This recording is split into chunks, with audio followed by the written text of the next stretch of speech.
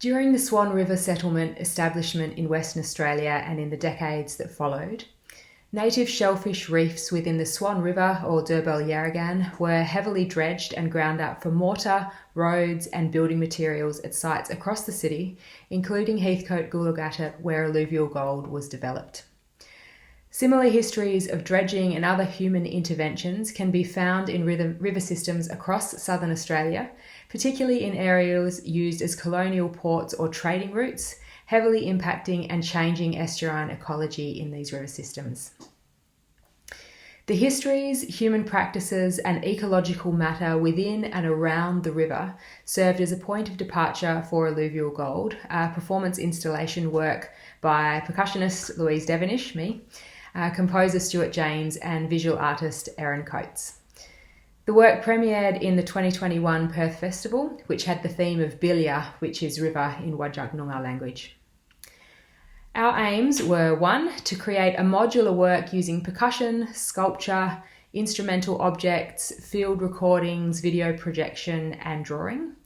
2. To develop this work using a distributed, non-discipline dominant order of creation, so a collaboration where all 3 artists had input into each component of the work at all stages of development, although of course at varying degrees in different times. And 3, for each component to be able to be experienced both as a piece of visual art in an exhibition and as instrumental infrastructure in performance, so offering multiple ways into the materials and ways into the work.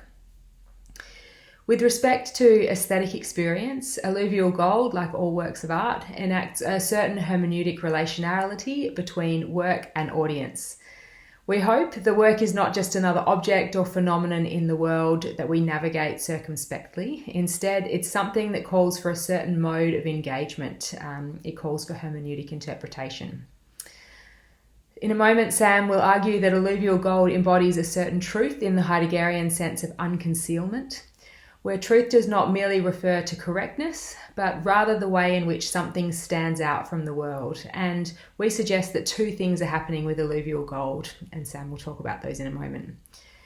We're particularly concerned with what the performance of Alluvial Gold, which itself enacts a dance of agency between performer and instrument and materials, what this gives rise to. That is, what the work itself reveals in aesthetic experience.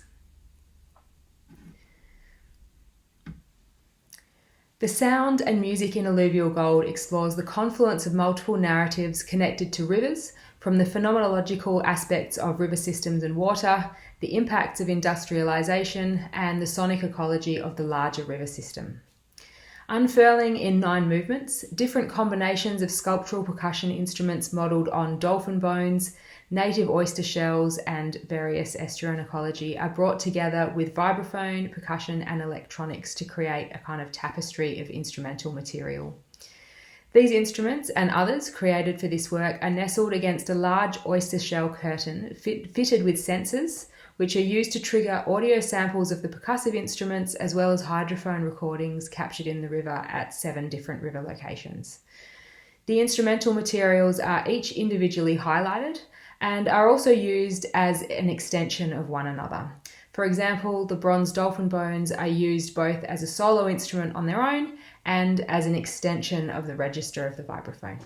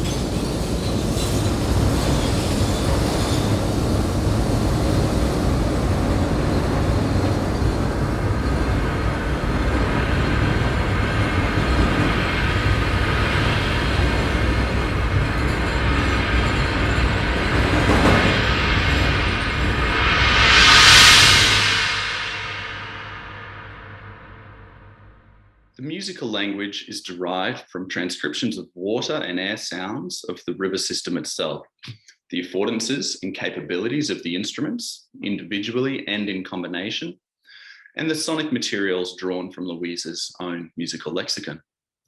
From these acoustic materials, the electronics were then developed with the aim to further extend the instrument's ranges or capabilities and to blur the sonic space between them.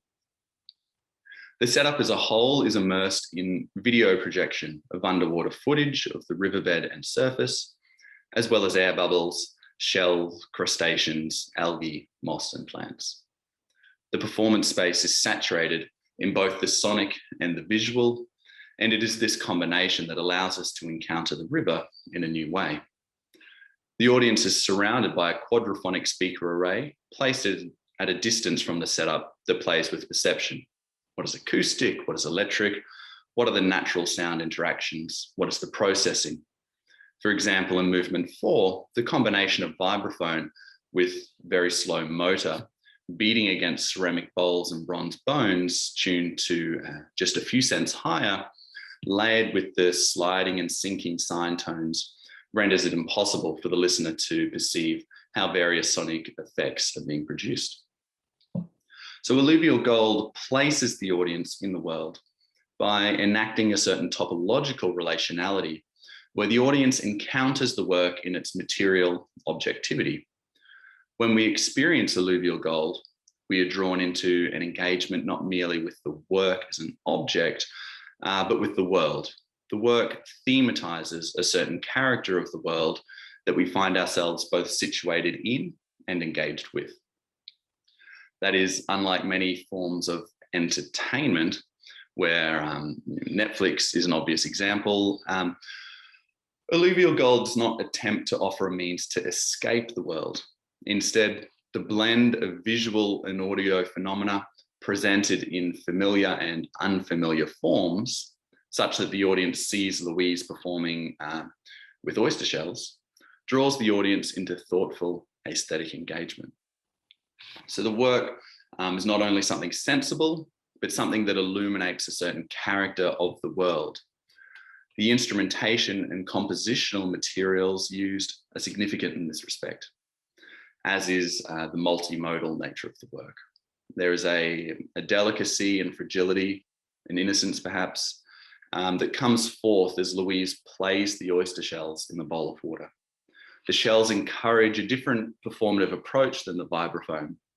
For example, we have the natural object that is played with, contrasted with the highly engineered instrument that is played on. The approach to one influences the other, or the approach to the other, particularly when they are combined and used together. And so Louise's performance highlights the musicality of oyster shells, but that is also the musicality of the earth. And it reminds us that the earth is not merely something to be used and consumed. Alluvial Gold leads the audience to take a step back from the world as we ordinarily perceive it, so that we might expand our horizons. By stepping back, we create a space for a certain character of the world to stand out. There is a clearing or a lich tongue, as Heidegger would say, where we encounter a certain truth. And such is the significance of art. It offers a means to expand our horizon, for it reveals the world by drawing us into an active engagement with the world.